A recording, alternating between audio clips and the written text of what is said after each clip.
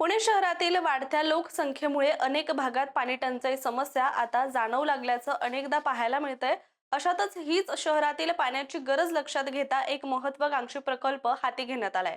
त्या अंतर्गत खडकवासला ते फुरसुंगी अशा 28 किलोमीटर लांबीच्या कामाला आता वेग आला असं देखील म्हटलं गेलंय। दरम्यान ही महत्त्वाची माहिती जलसंपदा मंत्री राधाकृष्ण विखे पाटील यांनी दिलेली आहे। चला तर या पुणेकरांसाठी आवश्यक असणाऱ्या प्रकल्पाबद्दल अधिक माहिती व्हिडिओच्या माध्यमातून जाणून घेऊया। नमस्कार, मी रामेश्वरी आणि तुम्ही पाहताय कट टू कट। पुणे शहरातील जलप्रदूषण रोखण्यासोबतच पाण्याची बचत करणाऱ्या आणि पर्यावरणपूरक असल्या खडकवासला धरण ते फुरसुंगी या दरम्यान बोगद्याच्या कामाला आता वेग आलाय। दरम्यान प्रकल्प पुणे शहराच्या आणि ग्रामीण भागाच्या दृष्टीने सुद्धा अत्यंत महत्त्वाचा आहे आणि या भूमिगत बोगदा प्रकल्पाचं काम आता निर्णायक टप्प्यावर आल्याचं सुद्धा म्हटलं गेलंय।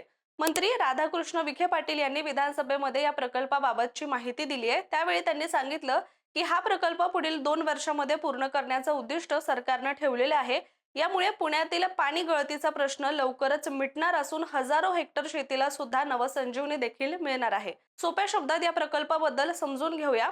खडकवासला प्रकल्पाअंतर्गत येणारा नवीन मुठा उजवा कालवा हा जवळपास 34 किलोमीटर लांबीचा आहे आणि या कालव्याच्या दोन्ही बाजूंना झोपडपट्टी, अतिक्रमण असलेल्या त्याचबरोबर जलप्रदूषण, जलनाश या परिस्थितीमुळे कालव्याची मोठी हानी होत असल्याचं समोर आलं होतं। राडारोडा आणि जलप्रदूषणामुळे कालव्याची वहन क्षमता सुद्धा 2000 क्युसेक वरून 1200 क्युसेक पर्यंत खाली आली होती आणि यावरच कायमस्वरूपी उपाय म्हणून आणि खडकवासला धरणातून होत असलेली पाण्याची गळती, चोरी, त्याचबरोबर बाष्पीभवन यामुळे खडकवासला ते फुरसुंगी कालव्यापर्यंत असा 28 किलोमीटरचा बोगदा तयार करण्याचा प्रस्ताव जलसंपदा विभागाने तयार केला होता। दरम्यान बूमर मशीनच्या सहाय्याने 6.3 डायमीटर डी आकाराचा बोगदा खोदण्यात येणार असून हे काम आता वेगामध्ये सुरू आहे आणि नियोजित वेळेत हे काम पूर्ण करण्यासाठी एकाच वेळी खडकवासला, धायरी, वडाचीवाडी आणि उरुळी देवाची या 4 ठिकाणी बोगद्याचं काम हे सुरू आहे। त्याचबरोबर लवकरच कात्रज, वडकी आणि लोणी काळभोर इथून सुद्धा बोगद्याच्या कामाला सुरुवात करण्यात येणार आहे। एका बूमरच्या माध्यमातून दिवसामध्ये साधारण 8 मीटर बोगद्याचं काम हे पूर्ण करण्यात येतंय आणि असा एकूण 28 किलोमीटर लांबीचा बोगदा हा तयार केला जाणार आहे। दरम्यान याचं काम पूर्ण झाल्यानंतर प्रति सेकंद 41 क्युसेक पाणी सुद्धा त्यातून सोडण्यात येणार आहे। तर धरणाच्या भिंतीपासून मागील बाजूस 90 मीटर अंतरावर आणि जलाशयाच्या खालील बाजूस 18 मीटर खोलीवरून हा बोगदा जाणार आहे। त्यामुळे पाणी गुरुत्वाकर्षण शक्तीने फुरसुंगीपर्यंत नेण्यात येणार आहे। परिणामी पाण्याचं प्रदूषण, गळती आणि बाष्पीभवन रोखण्यास चांगलीच मदत होणार आहे। याशिवाय याचं आणखी महत्त्व जर समजून घ्यायचं झालं तर खडकवासला धरण ते फुरसुंगी दरम्यान 34 किलोमीटर लांबीच्या बोगद्यातून पाणी येण्याची योजना जलसंपदा विभागाकडून तयार आहे आणि या प्रकल्पासाठी राज्य शासनाबरोबरच पर्यावरण विभागाची सुद्धा यापूर्वीच मान्यता सुद्धा मिळाली आहे। याचबरोबर सगळ्यात महत्त्वाचं कारण म्हणजे या प्रकल्पामुळे सुमारे 2.5 टीएमसी पाण्याची सुद्धा बचत होणार असून अतिरिक्त 3472 हेक्टरवरील क्षेत्राला सुद्धा सिंचनासाठी पाणी उपलब्ध होणार आहे आणि या प्रकल्पासाठी तब्बल 2000 कोटी रुपये खर्च देखील अपेक्षित असल्याचं बोललं गेलंय।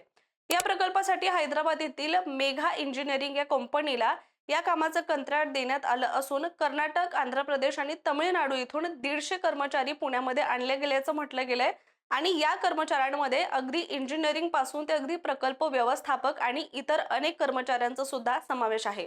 त्याचबरोबर गुणवत्ता नियंत्रणासाठी सुद्धा स्वतंत्र पथक यासाठी तैनात करण्यात आल्याचं म्हटलं गेलंय। महत्त्वाचं म्हणजे या प्रकल्पाच्या सुरुवातीला पोलीस खात्यासह इतर अनेक खात्यांची आवश्यक ती परवानगी ब्लास्टिंगसाठी घेण्यात आलेली आहे। तर कंपनीने आरएमसी प्लांट, क्रॅशर, पोकलेन, ट्रिपर गुणनियंत्रण प्रयोगशाळा उपलब्ध केली आहे। तसंच क्वालिटी कंट्रोल विंग सुरू करण्यात आला आहे आणि आता सुरू असलेल्या कामावर क्वालिटी कंट्रोल युनिट हे लक्ष ठेवून आहे। बोगदा तयार करताना आवश्यक त्या चाचण्या सुद्धा करण्यात येत आहेत आणि या कामासाठी विविध ठिकाणी शेतकऱ्यांच्या जमिनी सुद्धा भाडे तत्वावर कंपनीनं घेतलेल्या आहेत।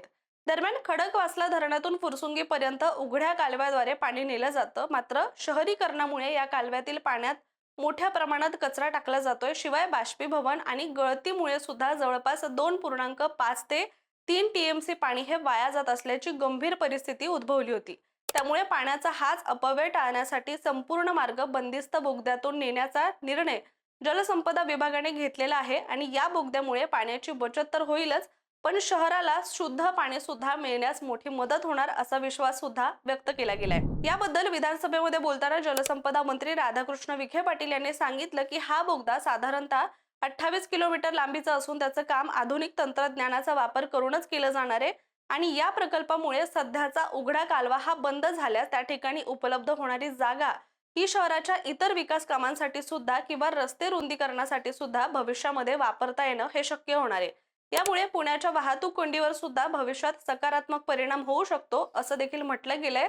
तर जुन्या कालव्यालगत सुमारे 370 हेक्टर जागा उपलब्ध असून सध्या त्या भागातील अतिक्रमण सुद्धा हटवून जागा सुरक्षित करण्याचे काम हे जलसंपदा विभागाने सुरू केले। एकंदरीत पाहता खडकवासला ते फुरसुंगी हा भूमिगत बोगदा प्रकल्प पुणेकरांसाठी केवळ पाणी पुरवठ्याचा पर्याय नसून भविष्यातील शाश्वत विकासाचा सुद्धा एक पाया ठरणार आहे आणि पाण्याची बचत, प्रदूषणावर नियंत्रण, त्याचबरोबर शेतीसाठी उपलब्ध होणारे हे अतिरिक्त पाणी आणि शहराच्या विकासासाठी मोकळी होणारी जागा, या सगळ्याच गोष्टींमुळे हा प्रकल्प अत्यंत महत्त्वाचा ठरतोय आणि आगामी काळात वाढणारी लोकसंख्या आणि वाढती गरज लक्षात घेता अशा प्रकारचे दीर्घकालीन उपायच शहराला पाणी टंचाईपासून सुद्धा वाचवू शकतायत। त्यामुळे हा प्रकल्प आता वेळेत आणि दर्जेदार पद्धतीने होणं सुद्धा गरजेचं आहे। त्यामुळे तुम्हाला याबद्दल काय वाटतंय, या प्रकल्पाविषयीचं तुमचं मत काय, आम्हाला नक्की कळवा आणि अशाच महत्त्वाच्या अपडेटसाठी सुद्धा कट टू कट चॅनल हे पाहत राहा।